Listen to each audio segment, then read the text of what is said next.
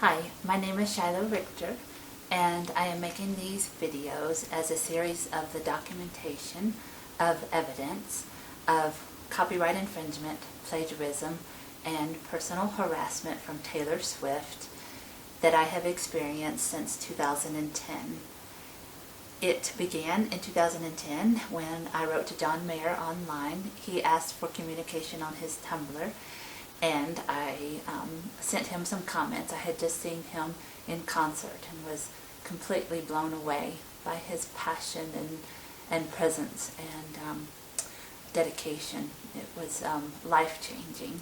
And so I commented on his Tumblr, and I was talking about writing and creation, and Taylor Swift was tracking him so hard that she saw my comments.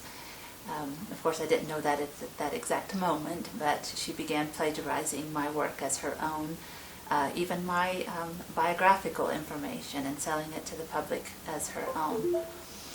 So this series of videos is to show the evidence. And what I'm doing is I'm starting out by concentrating on 2020 and showing the copyright infringement and plagiarism and harassment. In this video, I'm going to show you how she likes to taunt with the plagiarism. So it shows not only that it's premeditated, but that it's done with malice. This is not just a situation of someone just seeing something they like and copying it and selling it to the public. This is a purposeful harassment that I have experienced, and it's been ongoing nonstop. So it's time to provide the evidence for this. So what I'm going to show you right now is how in 2020 not only was my work plagiarized, but this is how I knew that she had hacked my emails. Alright, so I'm starting out by showing you one email that I had in my draft folder from 2019. And what this was a draft email to my mother, and it had a picture in it. And the line, the subject line says, "This photo kills me." And so I had attached a photo of an old photo from the 1970s that looks like me, but it is actually my mother. And so I did not send this photo to my mom. It sat in my draft emails, and I did nothing with it. I haven't posted it online or made any comment on it or wrote about it or anything. So it just had the title, no message in it, just the title, subject line, "This photo kills me," and this photo of my mother. It's a black and white photo from the 1970s. My mother is standing by a tree, and it's faded because of age, and so it kind of looks somewhat what Taylor interpreted as what she could make into ghost-like. So you have all of these images in 2020 then of Taylor by trees and ghost-like images showing me that she had been able to have my email hacked. I realize that it's paid hackers, that she's not able to do that herself, I'm sure, but she's had paid hackers on me for a very long time. So you get all these folklore images. So in the previous videos, I've shown how she took the covers of the books, the titles, took where I live, took biographical information of me teaching folklore, and now you have that she's proving to me that she hacked my emails.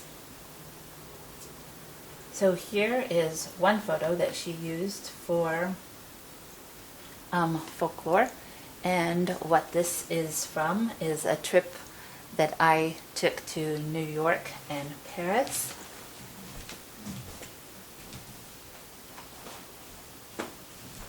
And this is the sweater that I had in that matches that one.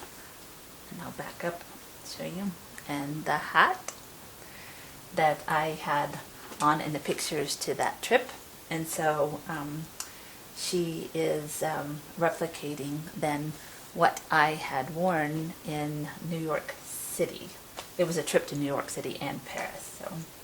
So this is common tactics for her, and this taunting is has not been limited to 2020, but that's what I'm showing. But I'm gonna back up and show you how long that it has been going on.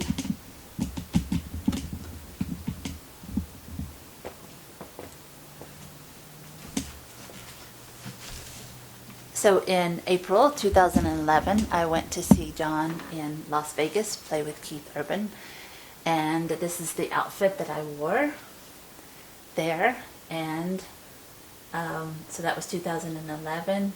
The next year, she dressed up exactly like me to wear to the VMAs, and this was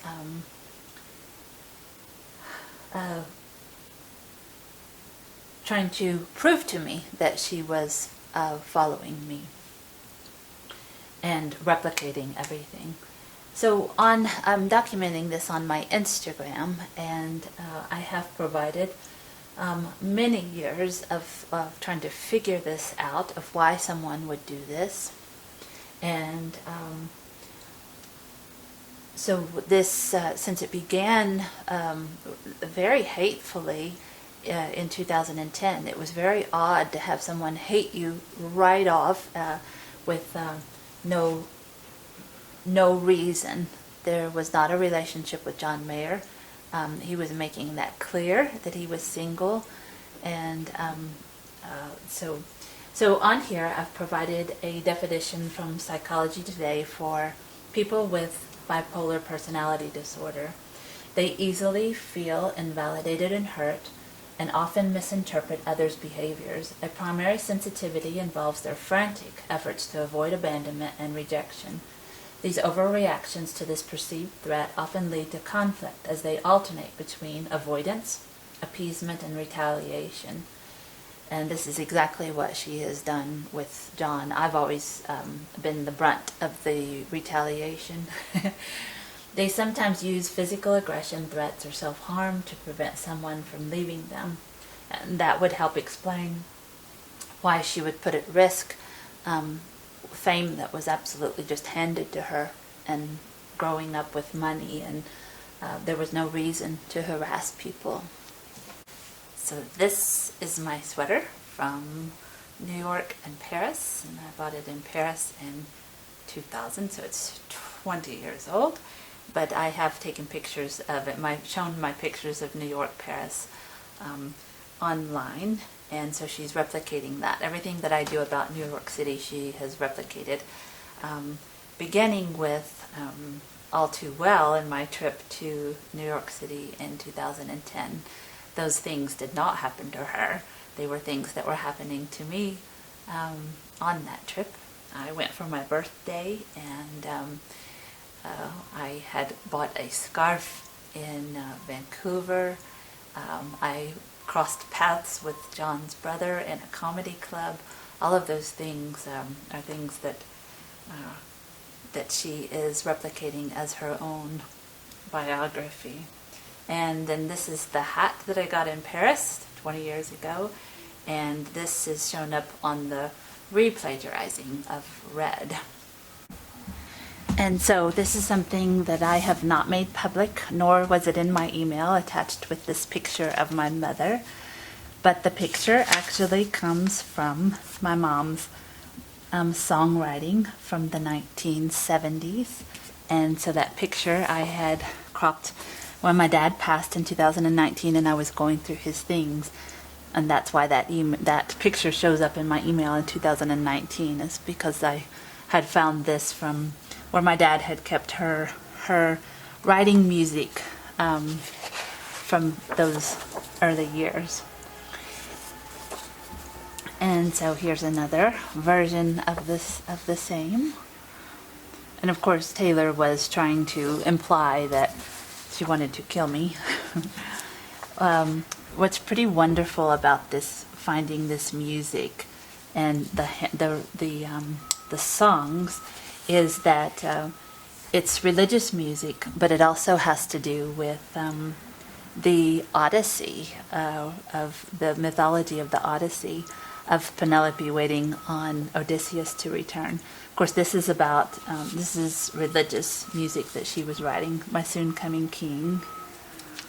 And On Your Journey, He Called Me to Be His Bride. And they're very beautiful songs, but I remember them from my childhood, of she and my dad singing.